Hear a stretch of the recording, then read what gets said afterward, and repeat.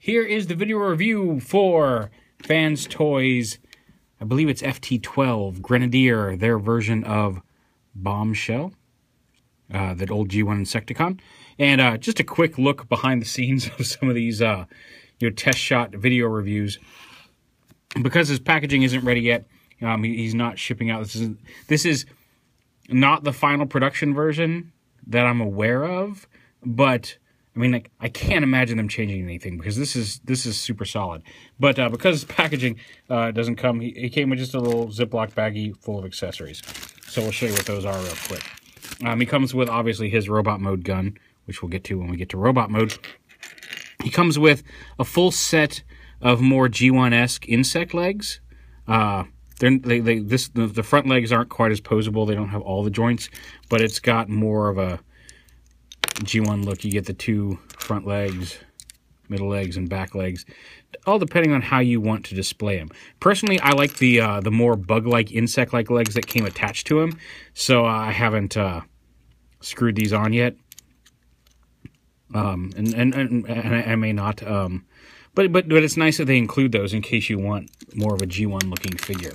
It also comes with, again, speaking of G1, a translucent orange chest piece that you can. There's a little screw on the side of this. You can unscrew, pull out the yellow one, and put this one in. Now, from what I understand, there's two colors of this. The standard, the purple one, and then one that's gray like the cartoon. In the comics and everything else, and the toys and everything else, it was purple. And personally, I prefer the purple to the gray, so I'm glad I got the purple one to review. But there is a gray option if you choose that. And one of the things that I like about the transformation on this, and we're obviously going to get into more of that in depth right off the bat, is if you use this translucent piece, even though his robot head folds up inside the body for transformation, if you open this up, you can see the back of his head just looks like mechanical bits. So even though his head is folded up in there, you're not staring at his face. If you put the translucent piece on, you're just going to be staring at the piece falling onto the floor. But it doesn't look. You're not going to be looking at like a face staring at you through the translucent plastic, which is actually kind of a nice little touch. Now, onto the figure itself, one of the first things you'll notice when you get this guy is he's dense. I mean, there's some, like, I think most of the legs down here are die cast. Certainly these pieces here are, but there's just a heft to him. He's a very solid bug, very well done, and like I said, you don't appreciate just how hefty he is, like the quality of die cast in this, until you pick him up. He's got a decent weight to him, which is nice to feel, and it's not like it's not overly heavy, but it's just got a nice chunk to it. So yeah, in bug mode, you've got this little piece extends and contracts, but that's mostly for transformation. But yeah, you can flip that over. It's just a separate piece here on the front for his proboscis. And it's hinged here and here, so you can get some decent poses out of that. Obviously, his bug body is kind of one solid chunk, but the legs have pivots here, a hinge. The front legs have a hinge here, and then a hinge at this toe. This one also swivels and rotates here at this screw, as well as has a hinge for this outer foot, and same on the back one. It's got a little bit of a rotation up here at the screw. It's got some rotation this way, so it can kind of angle back, a hinge here, and a hinge here. So the legs are actually nicely articulated. And like I said, the G1 legs are more G1. There's a hinge in the middle of this one. This one just has a single hinge and doesn't have the hinge in the front of the leg. And then the back piece is just one solid piece. It'll probably rotate at the where you screw it on, but one solid piece. So yeah, it's actually pretty neat and pretty posable. You can get him in some neat little crawly bug poses and all that. Now to transform him, you're going to start off back here with the back legs, and you basically just want to pull them out to the side here. Just untab them back here and pull them out like this. Fold them down and rotate them so this little white cap on the knee is facing forward. Flip up the foot, and then this piece right here with the leg folds into the leg here like this. You can fold it separately. That's a little tight little hinge there, and then the leg just kind of folds up onto the back of the robot leg. And again, you can have it facing either way, but it just kind of folds up like that. use the back of the robot leg and flip out the heel piece. I don't believe the heel piece plugs. Oh, it does plug all the way in. There's a tab for it in there. If I can get this lined up right.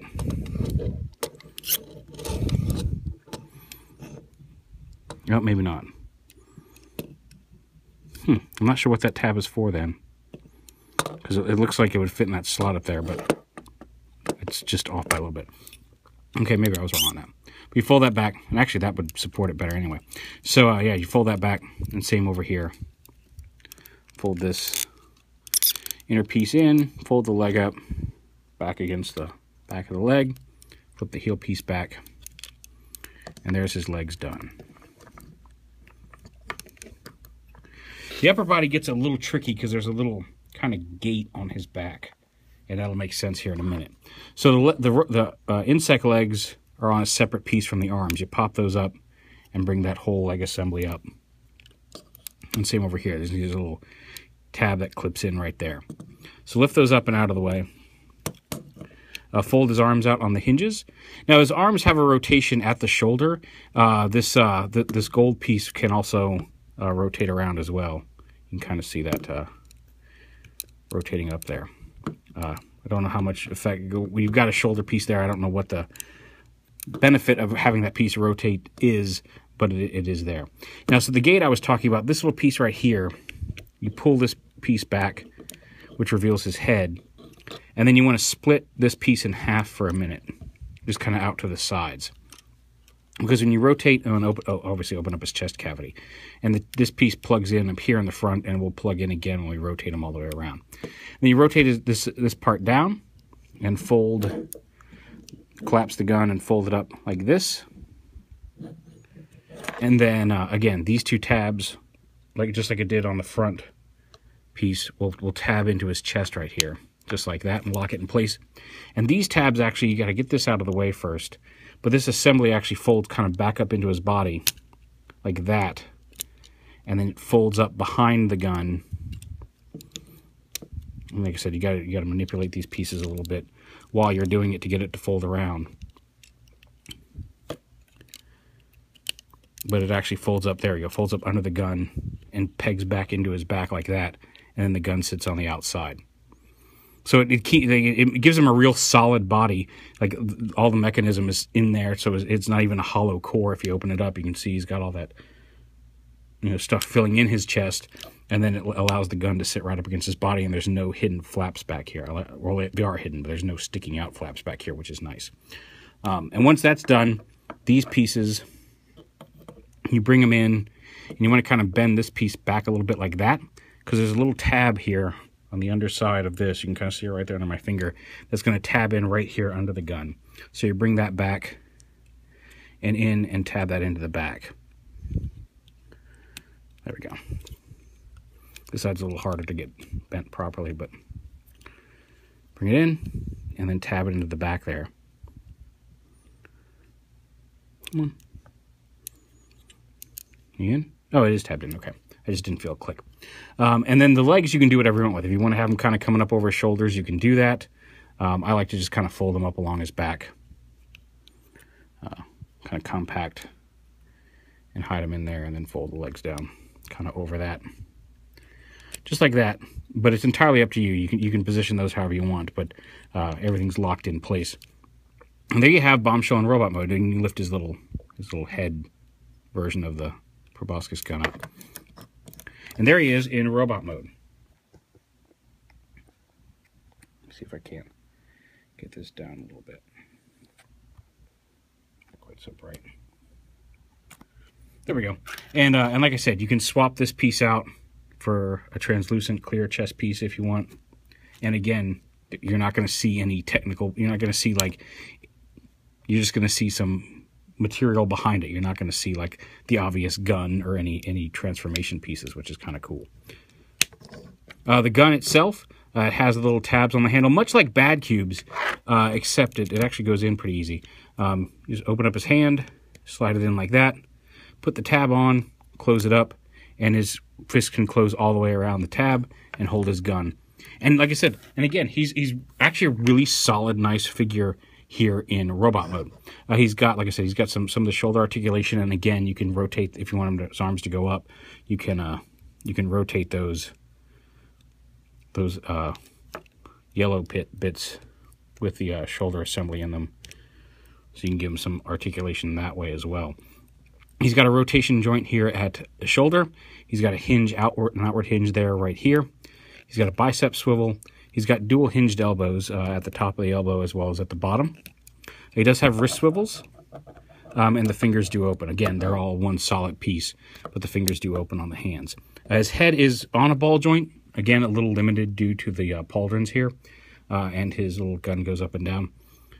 He's got a waist swivel, universal hips there. He's got a thigh swivel, dual hinge knees, although again, because of where everything sits, I guess you can get a pretty decent rotation down to that bottom joint. You just have to pull that leg out a little bit. And then he does have ankle tilts as well. No rotation at the ankle, I guess you can lean it forward a little bit if you want to. And I guess you can kind of get to swing it out, but you end up swinging out this piece as well. Oh no, here you go. If you untap it, there you go.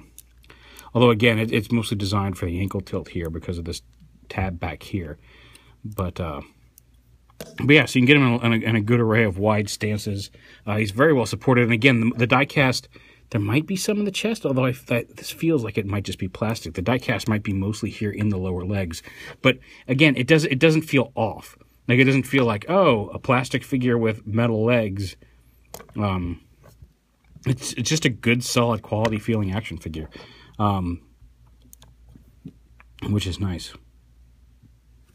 So yeah, if I had one complaint, it's that, and again, this is more of the general aesthetic of this character than their version of it. My only minor complaint is about his head, and that is his face is so big that, like, it looks like his whole head is basically just his face with a hat. He's got a very wide mouth plate that just kind of makes his face look like it's going all the way to the side of his head.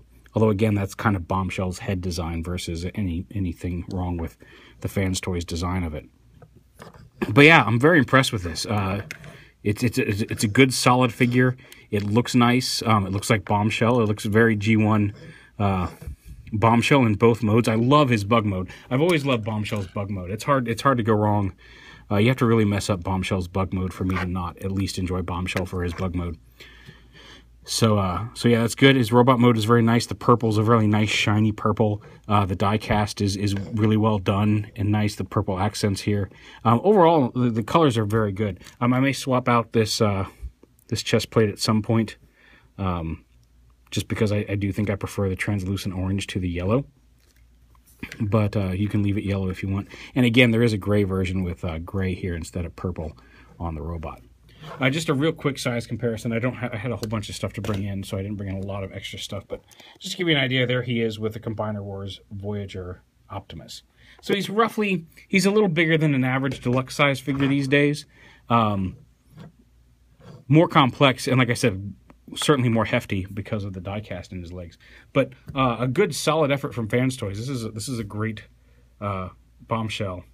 And like I said, I've only played with Bad Cubes yet. I know there's a couple other companies that are working on Insecticons. We'll see how those stack up as they come out. But right now, this one's going to be hard to beat because I think it's really well done.